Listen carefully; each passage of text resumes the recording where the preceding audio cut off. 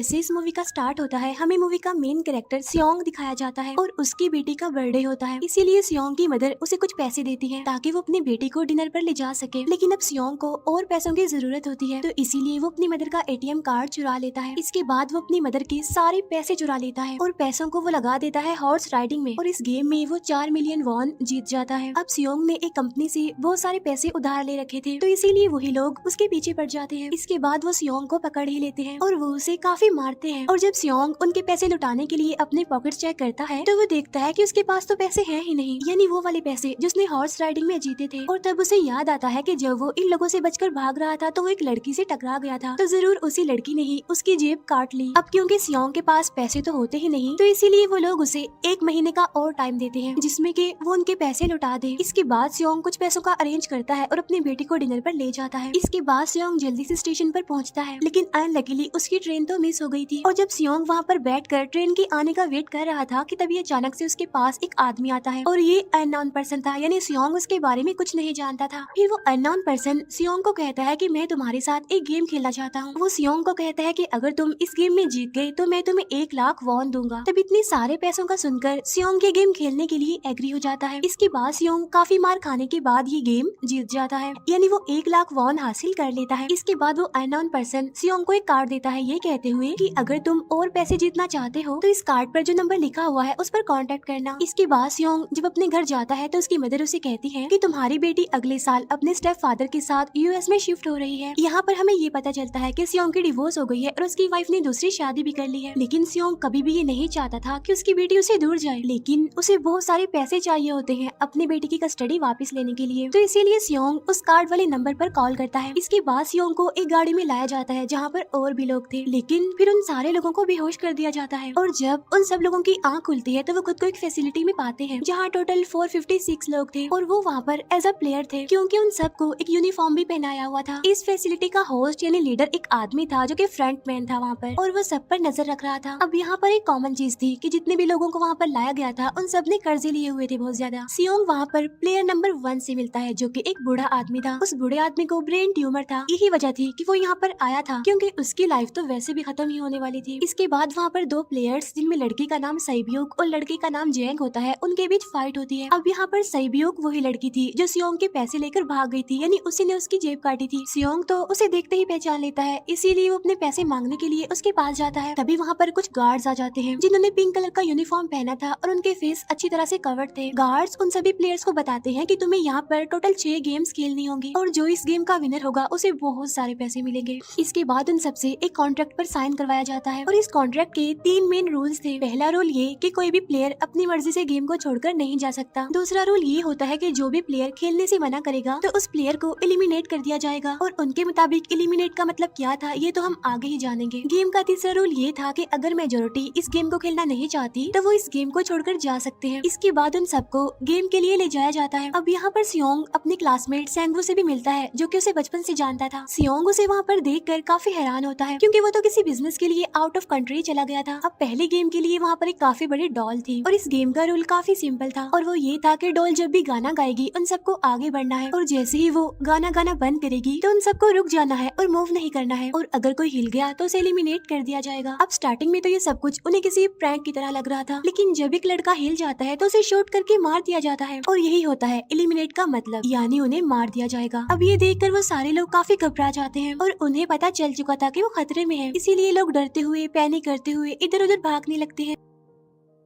लेकिन अब क्योंकि गेम का रूल था इसीलिए जो भी हिलता है उसे मार दिया जाता है, और जितने भी सर्वाइवर होते हैं वो किसी न किसी तरह इस गेम को कंप्लीट कर ही लेते हैं। लेकिन जो लोग मर जाते हैं उनकी डेड बॉडीज को वहाँ से ले जाया जाता है, और अब 456 प्लेयर्स में से सिर्फ 255 ही रह गए थे। अब क्योंकि वो सारे प्लेयर्स इतना ज्यादा डर जाते हैं कि अब कोई भी गेम खेलना नहीं चाहता था। लेकिन जैसा कि रूल नंबर 3 था कि अगर मेजोरिटी चाहे तो वो ये गेम स्किप कर सकती है, तो इसीलिए उनका लीडर यानी फ्रंटमैन वोटिंग करवाता है। लेकिन इससे पहले उन्हें प्राइज मनी दिखाई जाती है, यानी जो विनर को मिलेगी। लेकिन इन केस अगर कोई गेम को छोड़कर चला जाएगा तो ये सारे पैसे मरे हुए प्लेयर्स की फैमिलीज को मिल जाएंगे और ये prize money total 45 billion won होती है। इसके बाद वोटिंग करवाई जाती है जिसमें मेजोरिटी इस गेम को खेलना नहीं चाहती थी, तो इसीलिए गेम को यहीं पर स्टॉप कर दिया जाता है। लेकिन अगर कभी फ्यूचर में वो लोग चाहें तो इस गेम को रीज्वाइन कर सकते हैं। इसके बाद सभी लोगों को उनके घरों पर छोड़ दिया जाता है। नेक्स्ट डे सियोंग पुलिस स्टेशन जाता है और वहाँ पर वो पुलिस को सारी बात बता देता है, लेकिन उन लोगों को सियोंग की बातों पर यकीन नहीं होता और उल्टा वो लोग उसे पागल समझने लग जाते हैं। इसके बाद सियोंग उन्हें वही वाला कार्ड दिखाता है, लेकिन हैरान कर देने वाली बात तो ये है कि उस पर जो नंबर था वो रॉन्ग था। इसके बाद सियोंग जब घर जाता है तो उसकी मदर वहाँ पर नहीं होती। उधर सियोंग का क्लासमेट सेंगवू अपनी मदर को छुप कर देख रहा होता है और तभी वहाँ पर सियोंग भी आ जाता है। यहाँ पर सेंगवू अपसेट होते हुए सियोंग को बताता है कि मेरे ऊपर 6 बिलियन का कर्ज है। वो बताता है कि मैंने क्लाइंट्स के पैसे लेकर स्टॉक मार्जिन में लगा दिए थे, लेकिन अनलकीली वो सारे पैसे डूब गए। और तभी सियोंग के पास हॉस्पिटल से कॉल आती है। सियोंग की मदर का पाँव काफी इंजर्ड था, लेकिन डायबिटीज का ट्रीटमेंट न होने की वजह से उनकी चोट और ज्यादा बढ़ गई। तब डॉक्टर सियोंग को बताते हैं कि तुम्हारी मदर का ट्रीटमेंट हो सकता है, लेकिन इसके लिए हमें इनका पाँव काटना होगा। लेकिन इस ऑपरेशन में बहुत सारे पैसे लगने वाले थे, लेकिन जाहिर सी बात है सियोंग के पास इतने पैसे तो होते नहीं। इवन उसने तो अपनी मदर के इंश्योरेंस के पैसे भी उड़ा दिए थे। तब इसीलिए सियोंग पैसे मांगने के लिए अपनी वाइफ के पास जाता है, लेकिन उसकी वाइफ उसे पैसे देने से इनकार कर देती है। फिर उसकी वाइफ अपने हस्बैंड को बताती है कि सियोंग आया था पैसे मांगने के लिए, और तभी उसका हस्बैंड सियोंग को पैसे देने आता है। साथ साथ उसे ये भी कहता है कि मेरी फैमिली से दूर रहो, लेकिन सियोंग उसे मारने लगता है और तभी उसकी बेटी भी वहाँ पर आ जाती है। इसके बाद सियोंग का एक फ्रेंड अपने बॉस के पास पैसे मांगने जाता है, लेकिन उसका बॉस उसे पैसे देने से मना कर देता है, तो इसीलिए उन दोनों के बीच फाइट होने लगती है। इस फाइट के दौरान उसके बॉस का हाथ मशीन में आ जाता है, तो मौके का फायदा उठाकर सियोंग का फ्रेंड पैसे लेकर वहाँ से भाग जाता है। फिर इसके बाद सियोंग का फ्रेंड अपने घर आकर अपनी वाइफ को कहता है कि पहली फ्लाइट लो और जाओ यहाँ से। इसके बाद सईब्यूक एक एजेंट से मिलती है, क्योंकि उसने अपनी मदर को नॉर्थ एरिया से साउथ एरिया में लाना था। सईब्यूक वही लड़की जिसने सियोंग की जेब काटी थी, लेकिन यहाँ अपनी मदर को लाने के लिए सईब्यूक को बहुत सारे पैसों की जरूरत थी। अब सईब्यूक का एक छोटा भाई भी होता है, जिससे उसने प्रॉमिस किया होता है कि मैं मदर को जरूर ले आऊंगी। इसके बाद हमें एक ऑफिसर दिखाया जाता है और इस ऑफिसर का भाई कुछ टाइम से मिसिंग था, इसीलिए वो ऑफिसर अपने भाई के घर जाता है, जहाँ उसे पता चलता है कि उसका भाई तो पिछले कुछ दिनों से अपने घर पर भी नहीं आया। और जब वो ऑफिसर घर को चेक कर रहा होता है तो उसे एक कार्ड मिलता है वहाँ पर, और इस ऑफिसर ने सेम ऐसा ही कार्ड पुलिस स्टेशन में सियोंग के पास भी देखा था, तो इसीलिए वो ऑफिसर सियोंग के पास जाकर उससे इस बारे में पूछता है, लेकिन सियोंग उसे कुछ नहीं बताता। इसके बाद सियोंग जब अपने घर जाता है तो उसे वो कार्ड दोबारा मिल जाता है वहाँ पर। अब सियोंग डिसाइड करता है कि वो दोबारा से उस गेम को ज्वाइन करेगा, इसीलिए सभी प्लेयर्स को एक शिप के पास ले जाया जाता है। इधर ही वो ऑफिसर भी गाड़ियों का पीछा करते हुए उस शिप तक आ जाता है। वो एक गार्ड को मारकर उसे पानी में फेंक देता है। इसके बाद उन सभी प्लेयर्स को एक आइलैंड पर मौजूद फैसिलिटी में लाया जाता है। अब यहाँ पर उन्हें जरा भी अंदाजा नहीं था कि अगला गेम कौन सा होगा और उसे कैसे खेला जाएगा। इसके बाद वो लोग अपनी अलग अलग टीम्स बना लेते हैं। रात को सईब्यूक और उसकी फीमेल फ्रेंड वॉशरूम जाते हैं। यहाँ पर सईब्यूक गार्ड्स की नजरों से बचते हुए उस फैसिलिटी को एक्सप्लोर करने लगती है। तभी वो देखती है कि गार्ड्स बड़े बड़े बर्तनों में कुछ बना रहे हैं,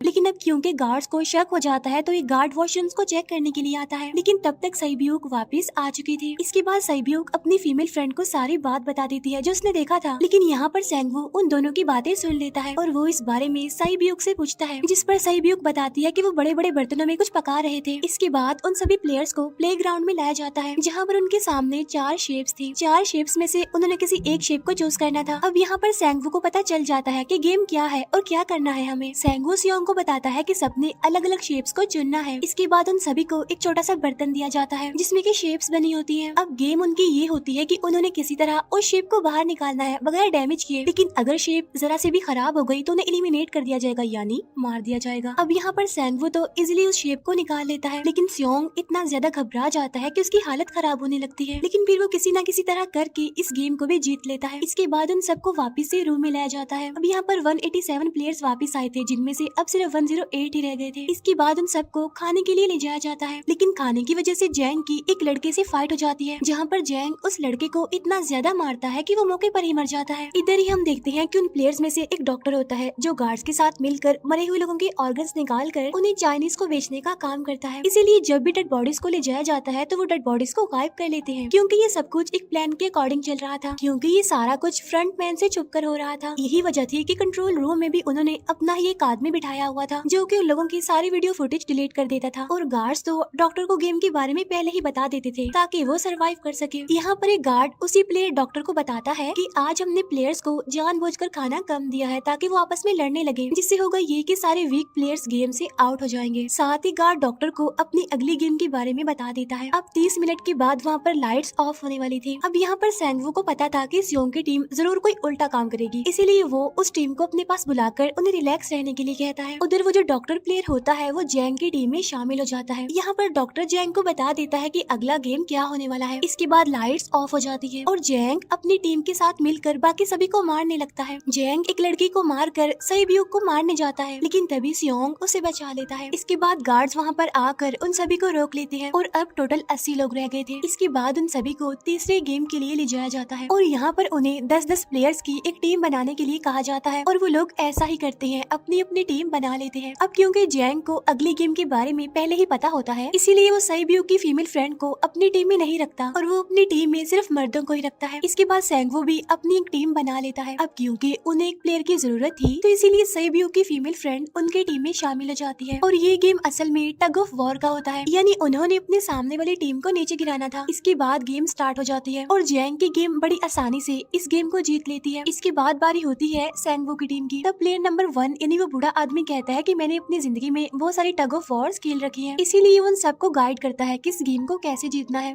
तो इसीलिए वो लोग किसी न किसी तरह करके इस गेम को जीत जाते हैं। फिर दिखाया जाता है कि 30 मिनट के बाद दोबारा से लाइट्स ऑफ हो जाएंगी, जिस पर सैंगवू उन सबको कहता है कि रेडी रहना। तो इसीलिए वो डिसाइड करते हैं कि एक एक करके हम पहरा देंगे। अब जैंग की टीम में एक से बढ़कर एक चालाक प्लेयर था, तो इसीलिए जैंग को डर होता है कि कहीं उसकी टीम उसे ही साइड पर न लगा दे, यानी उसे ही अपने रास्ते से न हटा दे। दूसरी तरफ डॉक्टर और गार्ड्स मिलकर डेड बॉडी की ऑर्गन्स निकाल रहे होते हैं और इन ऑर्गन्स को डिलीवर करने जाना था गार्ड नंबर 28 एंड 29। तब वो सभी एक डेड बॉडी के बारे में बातें करने लगती हैं जिसकी सिर्फ एक किडनी थी और वो उसे ज़ॉम्बी कह रहे थे। अब यहाँ पर जो गार्ड नंबर 29 था, यानी जिसने वो ऑर्गन्स डिलीवर करने जाने थे, वो कोई और नहीं बल्कि वो ऑफिसर था जो गार्ड के बेस में वहाँ पर आया था। और ये सब बातें सुनकर उसे शक होता है कि शायद ये लोग मेरे भाई की बात कर रहे हैं, क्योंकि उसकी भी एक ही किडनी थी। इसके बाद नंबर 28 और 29 यानी वो ऑफिसर ऑर्गन्स को डिलीवर करने के लिए चले जाते हैं। रास्ते में वो ऑफिसर नोटिस करता है कि टनल में तो बॉम्ब लगा हुआ है। तब नंबर 28 उसे बताता है कि जब हम यहाँ से बाहर निकलेंगे तो इस जगह को ब्लास्ट कर दिया जाएगा। अब यहाँ पर वो ऑफिसर नंबर 28 से और इन्फॉर्मेशन लेने की कोशिश करता है, इसीलिए नंबर 28 को उस पर डाउट होने लगता है, इसीलिए वो उस ऑफिसर को अपना फेस दिखाने के लिए कहता है। अब यहाँ पर वो ऑफिसर अपना फेस भी दिखा देता है, साथ साथ वो नंबर 28 पर गन पॉइंट भी कर देता है। साथ साथ वो ऑफिसर उससे एक किडनी वाले आदमी के बारे में पूछता है कि वो कौन है जिसे तुम ज़ॉम्बी कहते थे, जिस पर वो नंबर 28 उससे कहता है कि वो तो एक